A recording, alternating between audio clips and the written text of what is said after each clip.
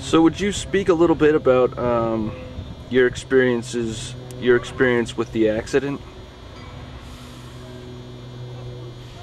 Well, what do you want to know? How long did it take you to realize that something terrible had happened?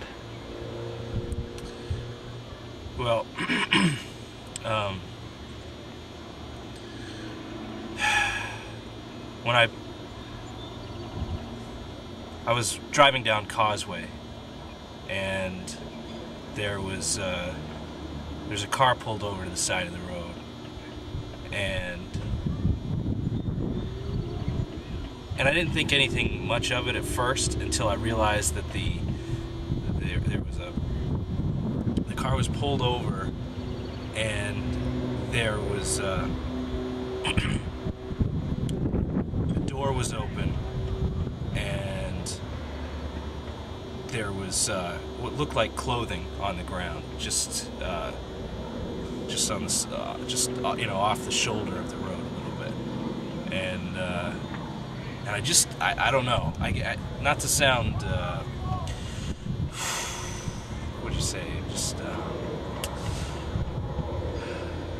I don't want to sound like too metaphysical or anything, but I felt something, it just something had gone wrong, and that there was more to the story.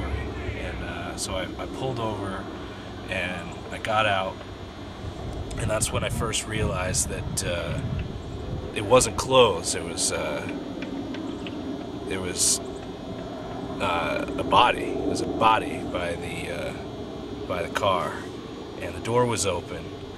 But what I started to realize was that the whole scene was a mess, because in front of the car there was a big opening into the woods, and it's like something had plowed through there, and I didn't know what to do. So I picked up my cell phone. I realized I didn't know who to call. This wasn't a 911 sort of thing, or maybe it was. So I drove into town. I left the scene. I drove into town, but I didn't see anything happen. And I went to the police station and explained that I didn't know the whole thing, but I was kind of freaked out, and somebody else needed to see it. And that's how it started. So what after that, when you went to the police station, what did they say to you, or what happened next?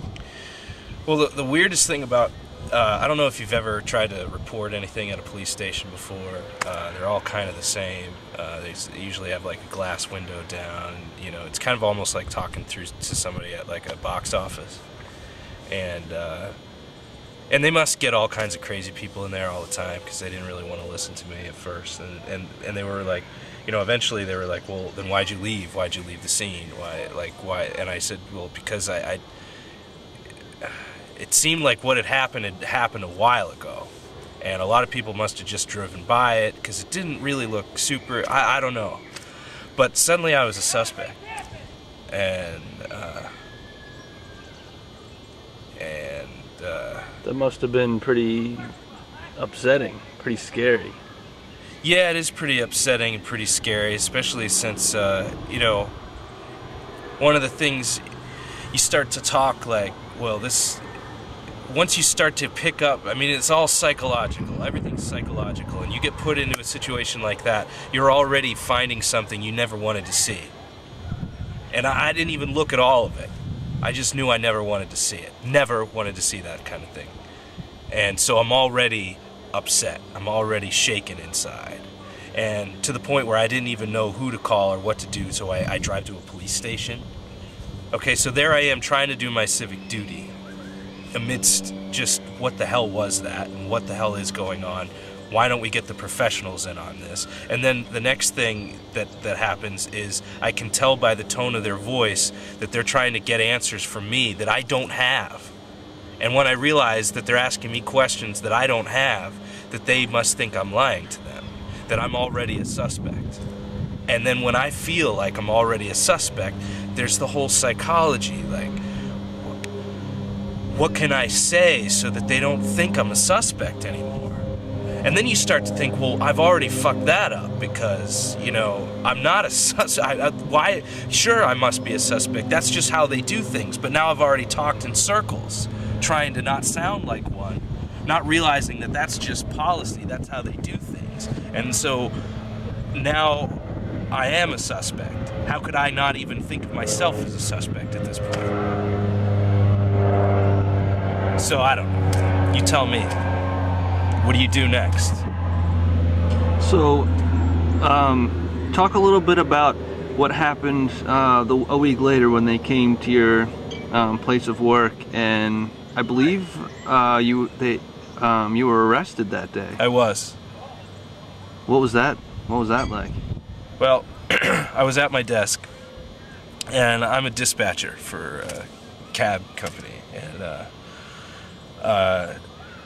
I was just taking calls and, you know, trying to, you know, I was just doing my job, you know, and it was a relatively busy day, and with a job like that, I mean, it was a mess because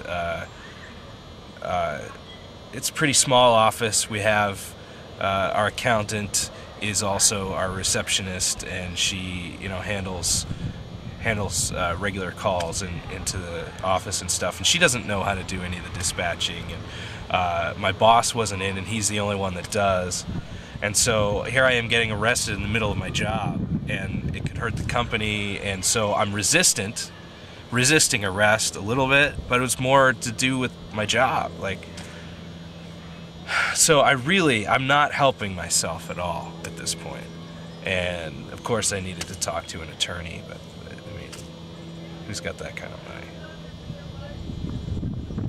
So, yeah, they came in, and, you know, I didn't want to resist them. I was resisting the need to leave work.